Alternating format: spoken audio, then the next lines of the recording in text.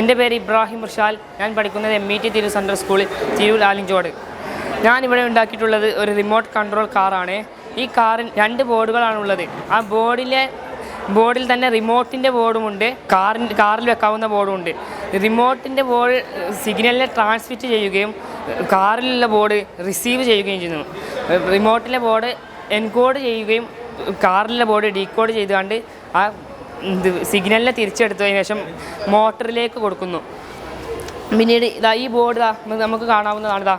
Board എൻ്റെ അടുത്ത് ഒന്നും കൂടി ഉണ്ട്. ഈ ബോർഡിൽ IC ആണ് ഇതിൻ്റെ മെയിൻ കമ്പോണൻറ്റ്. ഈ IC ആണ് ഇതിനെ എൻകോഡ് ചെയ്യുന്നോ ഡീകോഡ് ചെയ്യുന്നത്. പിന്നെ ഈ കാറിൽ വെക്കുന്ന റിമോട്ട് ബോർഡിൽ 16 ലെഗുള്ള IC ആണുള്ളത്. പിന്നീട് റിമോട്ടിൽ വെക്കുന്ന ബോർഡിൽ 8 ലെഗുള്ള IC ആണുള്ളത്. പിന്നെ ഇതിൻ്റെ ഉപയോഗം എന്ന് പറയുന്നത് ഇതേപോലെ വലിയ നമുക്കിപ്പോൾ ഫാനുകളിൽ AC-കളിലൊക്കെ കാണാവുന്നതാണ് റിമോട്ട് കൺട്രോൾ. അത് ആർക്കും അറിയില്ല ഇതെങ്ങനെ വർക്ക് ചെയ്യുന്നത്. അതിൽ സിഗ്നലിൽ അങ്ങോട്ട് കൊടുക്കുകയും കുറച്ച് മീറ്ററുകൾ മാത്രമാണ് ഈ സിഗ്നൽ കിട്ടുക.